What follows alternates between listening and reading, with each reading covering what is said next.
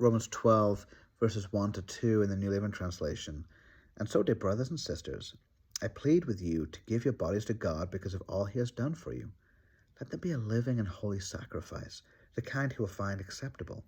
This is truly the way to worship him. Don't copy the behavior and customs of this world, but let God transform you into a new person by changing the way you think.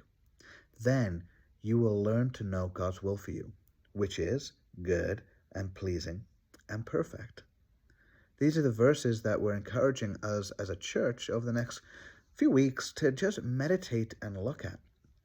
Individually in a quiet time, maybe as a family over the dinner table to talk about it, maybe spend a couple of minutes in a connect group or a prayer group, just reading it and just saying, okay, what is jumping out? Holy Spirit, what are you saying through this? I believe God is saying a lot through this, but I just want to encourage you to dive into it and ask these questions yourself. I love, just briefly, how Paul says, he's the author of this, that God spoke through him. I love, he says, don't copy the behavior and customs of this world. Man, that's not easy. That's not easy. But he says, let God transform you into a new person. God's not going to force himself, but God desires for you to be a new creation, a new birth, right? We've been looking at in John 3 what a new birth is with Nicodemus and all that kind of stuff. And this coming week, we're looking at the woman at the well and Jesus, and he's encouraging her to take this new living water. This is ultimately the Holy Spirit living in us, this new life that God has for us. But he's not going to force it upon us.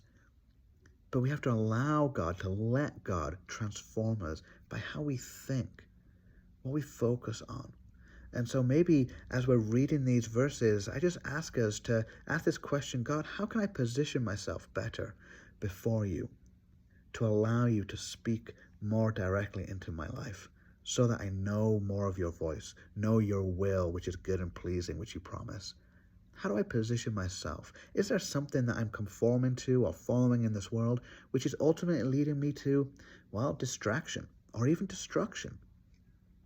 God lead us and guide us. And we're doing this together as a church body. If there's something that jumps out to you, or if you have a question or concern or whatever it may be, share it with others, share it with myself, email or talk to me.